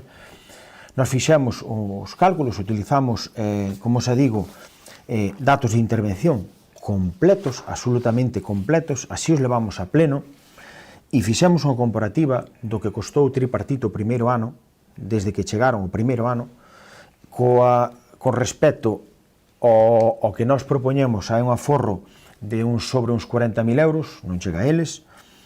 Fixemos o mesmo cálculo co ano 2024, xa cun alcalde o 20% de dedicación, sin embargo, agora hai un alcalde dedicado ao 100%, seguimos tendo un aforro de uns 26.000, unha cousa así, era casi 27.000 euros, non o tiño aquí anotado, certo? E además hasta o fixemos cos propios datos que eles publicaron no ano 2023 da súa web, é dicir, porque os datos hai que poñeros completos, hai que poñer os sueldos, hai que poñer a seguridade social que costa, hai que poñer... E despois hai tamén uns órganos colexiados. É certo que hai uns órganos colexiados. Os órganos colexiados que é tanto para o goberno como para a oposición. Plenos, comisións informativas, xuntas de goberno local e as comisións de coordinación que nós establecemos, que nos parece unha ferramenta necesaria por culpa de ter un bo goberno, unha boa coordinación para intentar sacar isto adiante de forma eficiente e coordinada, desde logo.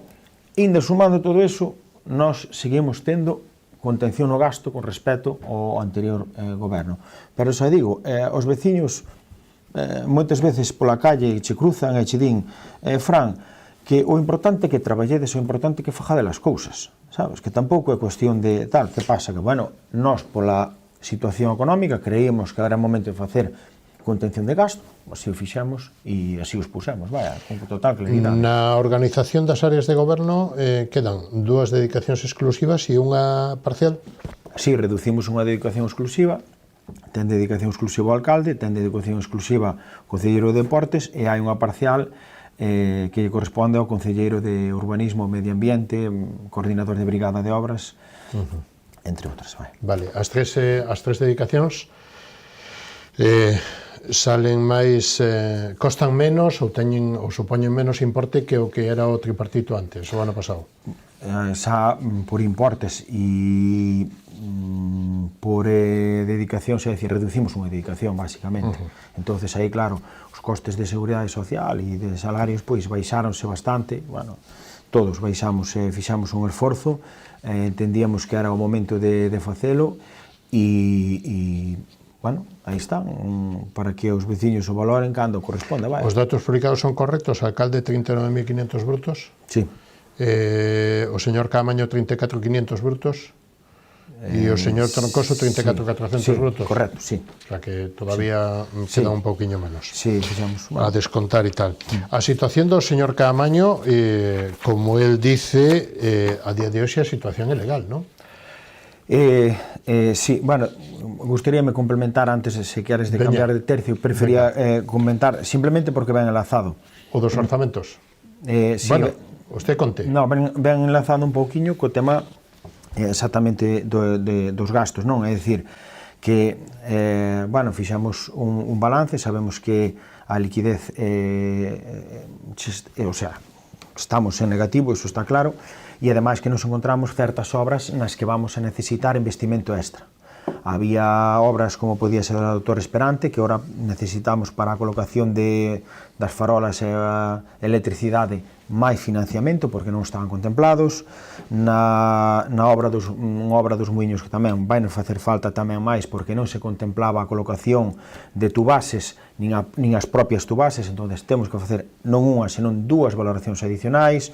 En Ousesende, igualmente, houve incrementos porque non se tiñan previstos, e, bueno, esas sumas van en detrimento tamén desa liquidez que temos aí, entonces que, bueno, que en cuestión económica que nos vamos a ter que poñer moitas pilas, moitísimo, e bueno, esperemos que cheguemos a bo puerto, como se vai dicir. No día de onte, ou antes de onte, aprobaban os orzamentos, o pasado día 12, o 11, aprobaban os orzamentos, as contas que ascenden a 6,7 millóns de euros. A oposición, é dicir, o ex-goberno, o señor González e o señor Núñez, criticanlles, pero, sin embargo, tamén creo que ya recoñecen que prácticamente lles copiaron os orzamentos. Sí, bueno, é algo curioso, que nos digan que é un plagio e despois que votan en contra, pero, bueno, esa foi a circunstancia do pleno, respetamos a súa postura, desde logo, non pode ser de outro xeito. Orzamentos, tuvémonos que revisar, desde logo, e... Que modificaron? E houve cuestións moi importantes, bueno, unha sobre todo é o servicio de axuda no fogar, que as partidas orzamentarias que aí estaban contempladas non nos chegaban para afrontar o ano, non nos chegaban.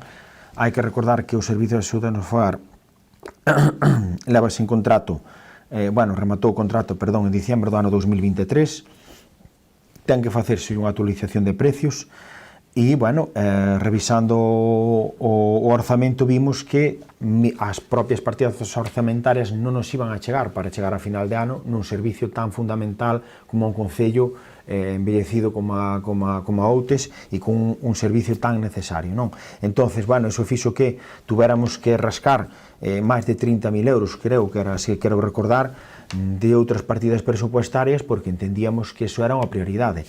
E, desde logo, tamén quixemos facer unha visión global do orzamento.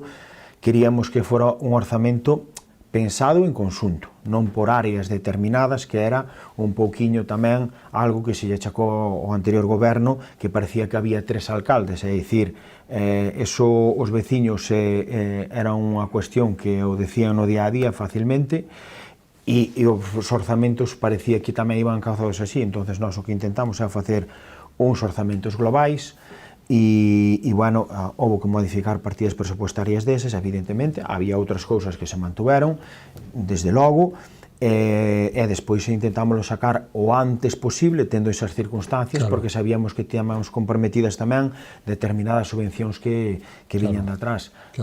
E bueno, tamén me gustaría, se me permites, facer unha puntualización sobre os orzamentos. Bueno, pois, houve unha preocupación, parecía moi grande, e despois se revolveu un poquinho toda esa cuestión, de que pasábamos en temas, nunha partida do orzamento, para gastos de festexos e demais. Bueno, falábase que pasábamos de, creo que eran de 4 a 15.000 euros, unha cousa así. E bueno, se nos achacou a cuestión de que están dicindo por un lado que non hai diñeiro, que estamos mal económicamente, e por outro lado están gastando en festexos, claro, pero as circunstancias non son esas, é dicir, iso ten unha aclaración moi sencilla, xa digo, datos, intervención Concello, todos eses gastos que se incrementaron nesa partida orzamentaria eran para pagar facturas do anterior goberno do ano anterior. Esa é a circunstancia que nos encontramos. Pois aluguer do cañón, celebración non sei que, aluguer de xeneradores, concepto de patas para a celebración da festa Horta do Muín, isto todo do ano anterior. Entonces, evidentemente, o orzamento tuvemos que actualizar e subir para poder pagar esas facturas do ano anterior que eles deixaron sin pagar.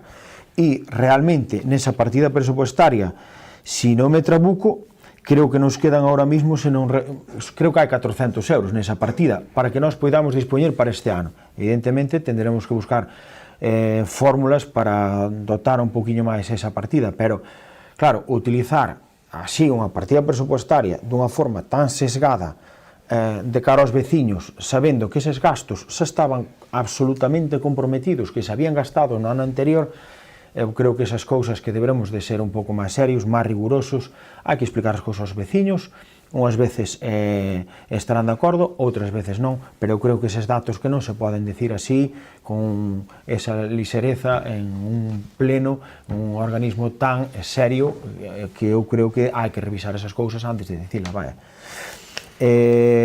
Mais tamén nos pasou, pois sí, tuvemos que revisar outras partidas, pois encontreime ca circunstancia no primeiro mes que hai unhas gratificacións establecidas a determinados traballadores que non lles poden pagar, ou sea, non poden pagar esas nóminas ese primeiro mes porque na partida presupuestada quedaban 160 euros.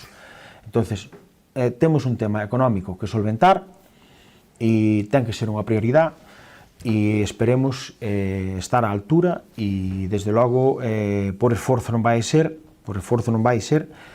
e intentaremos revertir toda esa situación que ademais estáse vendo constantemente os datos económicos en prensa como outros ten endeudamentos fortes e ten uns períodos de pago moi altos. Bueno, señor Calo, encantado de que se pare con detalle, o que pasa que os minutos pasan e nos quedan menos de, bueno, nos quedan uns 6 ou 7 minutiños nada máis. Consumimos o 70%.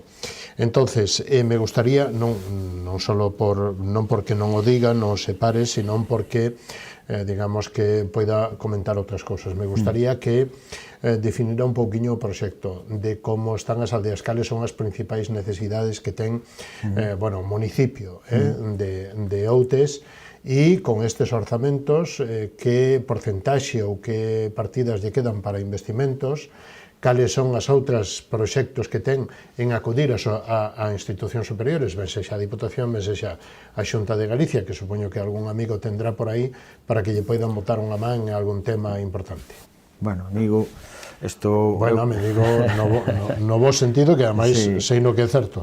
Sí, bueno, vamos a ver, eu creo que as líneas de traballo que queremos establecer, desde logo, parte delas as empezamos a establecer, que é o contacto no día a día cos veciños.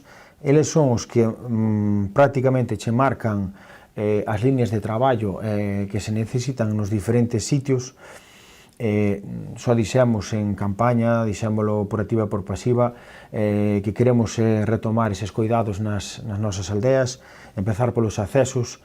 Pensamos que as nosas aldeas son fundamentais para todo. Home, claro. E teñen os mesmos dereitos os veciños que están na aldea que os que están no centro. Desde logo.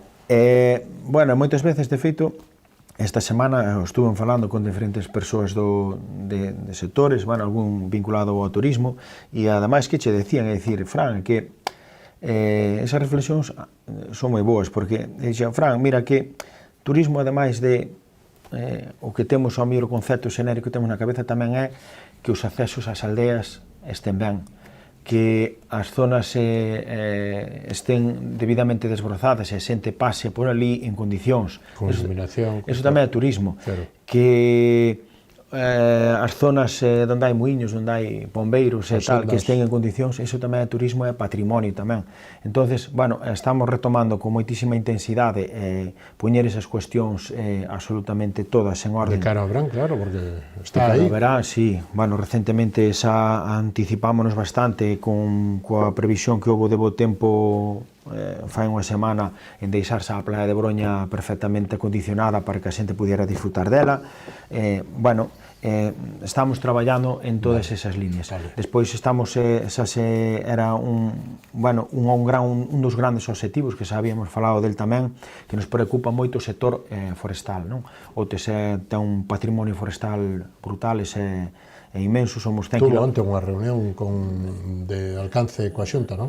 Sí, levo pensando nese ámbito xa desde fai moito tempo e, bueno, empezamos a ter primeiros contactos, a ver se conseguimos obter frutos, porque, bueno, é importante ter contactos, obter frutos, claro. Pero, bueno, sí que nos habían trasladado, por exemplo, os esforzos moscuns, xente moi activa no ámbito forestal, aquilo é unha maravilla como están traballando, e van a pegar agora unha ampliación moi importante e, claro, nós temos que acompañálos e estar aí presentes neles tamén para dar resposta a cuestións que nos mandan os veciños, que é a concentración parcelaria de Outes Valadares, que leva bastantes anos, estamos pendientes de entrega os títulos.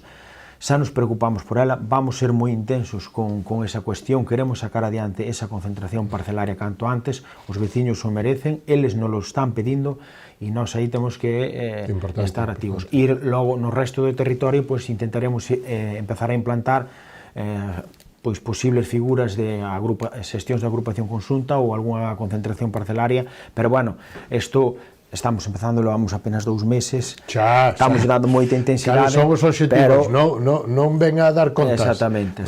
Pero os obxectivos son esos, sí. Atender todo o municipio. Sí. E se tuvera que vender o municipio, para que denos motivos, que además estamos en Semana Santa, sí. Denos motivos para que os de Pontevedra, os de Caldas, os de Moraña, os que estamos do lado daqui, os de Marín, vayamos a Outes. Sí. Cales son o patrimonio natural, riqueza paisaxística que ten Outes? Como lle diría, así un pouco a bote pronto? Bueno, eu, sí, teño moi claro, é dicir, eu só defendí moitas veces, somos un concello que ten mar, que ten monte, que temos unha paisaxe espectacular, que xa en poucos sitios ao mellor podemos ver que ese crecemento espontáneo de moitas especies, como pode ser o pino pinaster, vais por onde vais no noso concello, o impacto que hai visual en canto a paisaxe forestal, verde e mar, pois fai que teñamos unha contorna preciosa. Hai que ter en conta que os pinos moitas veces hasta casi nacen no mar en algunha das zonas, non? Outes, ademais, ten unha oferta turística de, digamos, de hospedaxe de primeirísimo nivel, é dicir, aí hinchámolo o peito. Temos unha oferta gastronómica en Outes, sabemos que hai unha estrella Michelin de sostenibilidade, hai un sol resol, daqui a resol, e despois, sobre todo, Outes, bueno, pois ten eses cauces do río Tins, a Praia de Broña, aqueles paseos todos para desconectar, disfrutar, e sempre dentro dese entorno rural que non che agobia ese aluvión de xente, e por suposto, desde logo, eu creo que a gran hospitalidade que temos os veciños de Outes, eso está por encima de todo. Eso seguro, eso seguro. Segurísimo, vamos. Eso seguro. E de cara ao verán, as festas así que sean máis tradicionais, máis destacadas, a Semana Santa ali ten moita forza ou pouca? Non, a Semana Santa en Outes non temos gran Normaliña, tradición. normaliña. Sí, non hai tradición. Bueno, hai a tradición de vivila, cada un, pero sí, non hai espectáculo... Non hai procesións, ni moito menos, pero sí que ora a oferta vai empezar, que é unha das festiñas que temos, unha festa en condicións, eu creo que é cando se fala de vísperas de 1 de maio, todos sabemos que hai que ir a Outes, porque é o Pampallín. Eso que é unha festa tradicional que naceu xa fai moitos anos como a festa da xuventude. Bueno, ten unha vinculación tamén co lume, pero bueno, son desas festas que se implantaron de tal forma de que, bueno, todo o mundo sabe que o Pampallín é en Outes e que hai que ir, non hai máis volta de folla, eso é así de sencillo. E vese ano tras ano que a gran afluencia que ten, que é unha festa que bueno, que ten... Cando dixo que era? É agora a finales de mes, é o último día de mes, o día 30, non? O día 1 é o festivo. Entonces, este mes está todo o mundo invitado desde logo a ir, non sacamos o cartel, pero está a piques de sair, habrá unha boa oferta musical para disfrutar, tamén vai haber o Pampallín miúdo tamén para os máis pequeniños, uns días despois, e bueno, despois de cara ao verán temos sempre a Santiaguiño, San Cristóbal, que intentaremos darlle un empuse, xa o tiemos en mente tamén, e bueno, eses son os dous a corto plazo, ahora mismo as dúas datas así que temos nas que estamos traballando fuerte. Bueno, pois, don Francisco, señor Calo, chegamos ao final deste viaxe, pero ten un minuto para decir o que vostede queira, ou que se lle ocurra, remarcar algo do que lle preguntín ou do que non podemos falar por falta de tempo. Sí, me gustaría decir aos veciños de Outes e a audiencia de Canal Rías Baixas. Os veciños de Outes,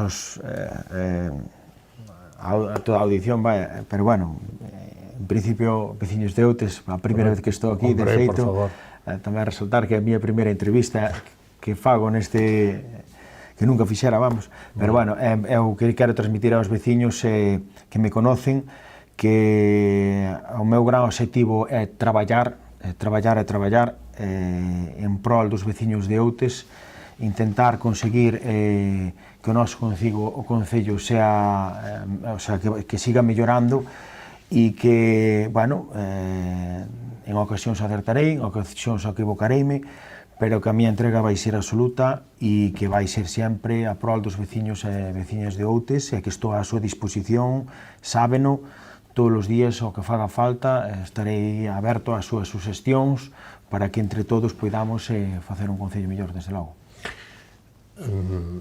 Como se atopou nesta entrevista? Como se atopou neste tempo de entrevista? Sí? Fenomenal. Volvemos? Sí, desde logo. Vale, pois pasado un tempo volvemos, vale? Sí.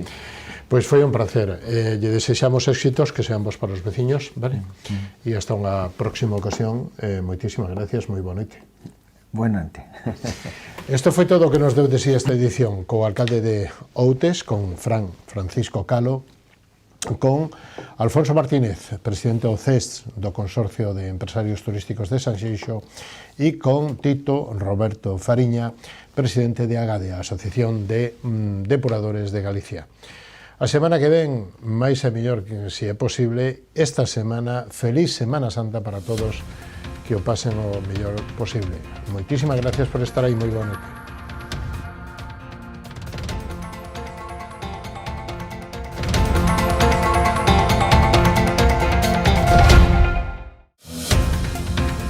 Programa ofrecido por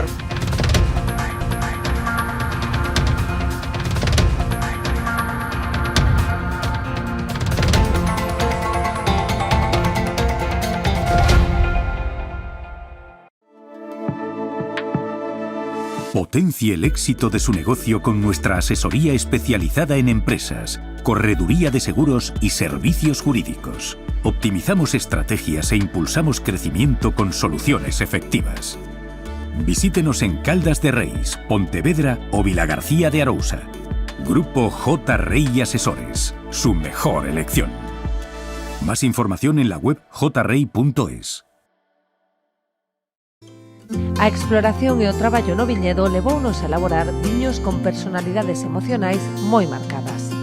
Pionero é un claro exemplo no que nos vemos reflectidos, un viño viaxeiro, valente e intrépido que cada ano segue traspasando fronteiras. Enerxía e paixón, emocións que nos acompañan dende o primeiro día da nosa aventura. Pionero, Albariño 100%, de Viña Almirante. Si que desde esa chamada as súas almas vanse derrumbar. O reto non só está en acompañarte a ti, senón a esa parte túa que queda con eles aquí. Esa é a miña misión, meu obxectivo, miña maneira de vivir. Coñecémonos de toda a vida. A ti que te fuches, vaite tranquila, tranquilo. Queremos ser a tu empresa de transporte terrestre, marítimo ou aéreo, para envío de paquetería, paletería, largos, crupaxes ou carga completa. A fiabilidade e o trato directo co cliente son as nosas señas de identidade. Levamos 40 anos achegando solucións de almacenaxe, logística e transporte porta a porta, con disponibilidade 24 horas ao día, 365 días ao ano.